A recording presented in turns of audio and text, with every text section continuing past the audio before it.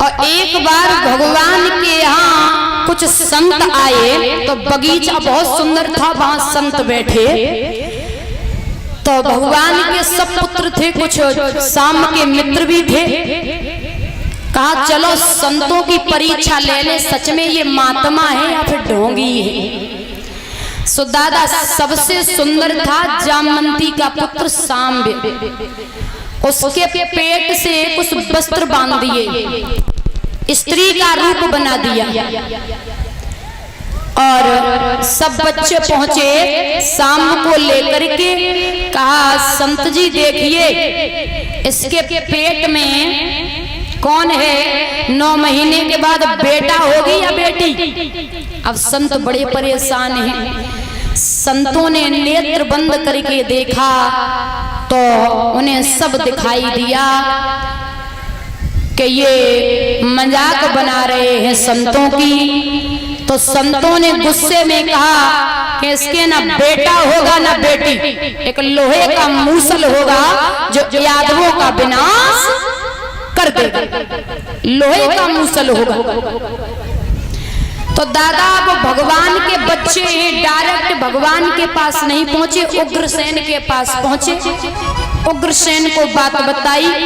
शायद भगवान के पास पहुंचते तो वो त्रिलोकी कछु न कछु उपाय जरूर ढूंढ लेते, लेकिन उग्रसेन के पास पहुंचे। उग्रसेन ने कहा ऐसा है, इस लोहे की जो मूसल है इसे घिस करके समुद्र में फेंक दो, कुछ नहीं होगा।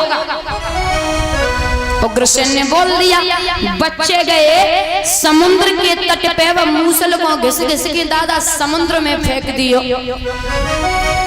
तो सब समुद्र के किनारे आए गए।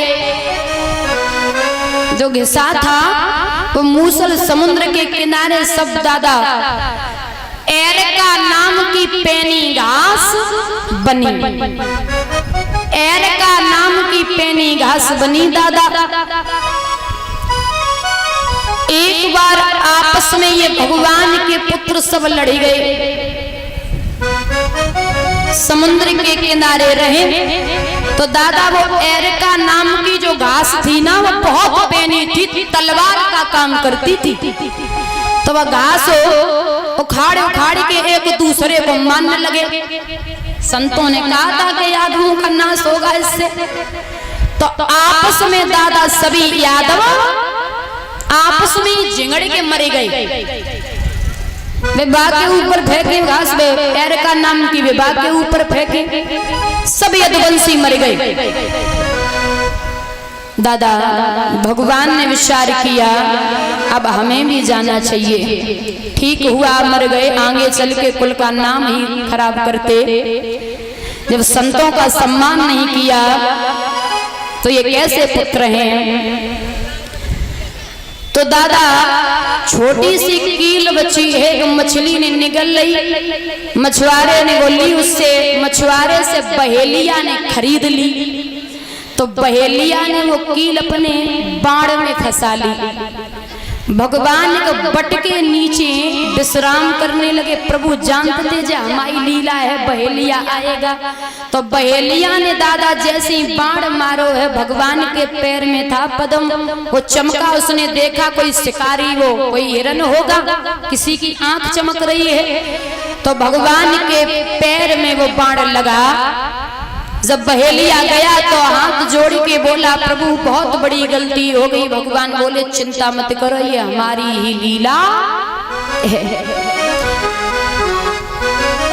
दादा उद्धव से भगवान ने कहा 7वें दिन द्वारिका समुद्र में चली जाएगी।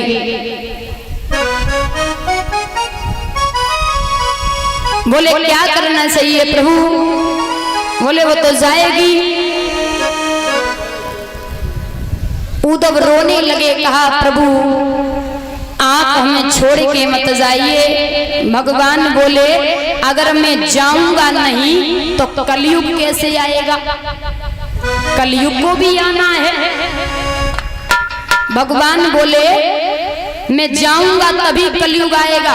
तो उद्धव रुदन करने लगे, रोने लगे। और लक्ष्मणा थी, लक्ष्मणा पुत्र वधू थी भगवान की, शाम की पत्नी, वो भी रुदन करने लगी। और दादा ये जो लक्ष्मणा है ये कौन है? दुर्योधन की बेटी। लक्ष्मणा दुर्योधन की बेटी है। तो दादा रुदन करने लगी। भगवान बोले चिंता मत करो, कलयुग में भागवत के रूप में लोग हमें पूजेंगे। दादा कलयुग में भागवत के रूप में लोग हमें पूजेंगे, और कलयुग में भागवत के रूप में आप ये समझना कि साक्षात कृष्ण बैठे हैं। भागवत के रूप में हूं, शरीर नहीं मेरा,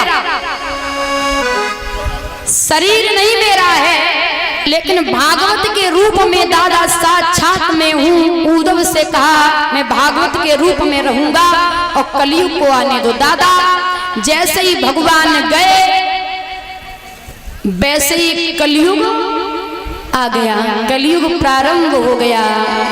बोलिए गोविंद भगवान की।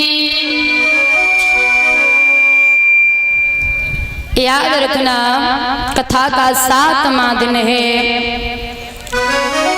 तक्षक परीक्षित को डसने के लिए चला गुरु धनवंतर ठीक करने के लिए। तक्षक ने देखा कि गुरु धनवंतर जाए रे। गुरु धनवंतर की भैया जहां तक नजर जाती थी वहां तक का जहर उतर जाता था। तक्षक सोटा बन के लेट गए, सुंदर सी छड़ी उठाई पीठ पे रखी। तक्षक ने धनवंतर को पीठ में डस लिया। अब पीठ पे तो नजर जाएगी नहीं। धनवंतर बोले 14 चेला से ऐसो करो, जमीन में गाड़ो और 3 महीना तक डांक बजावा। 1400 चेला हो सो धनवंतर हो जाइयो।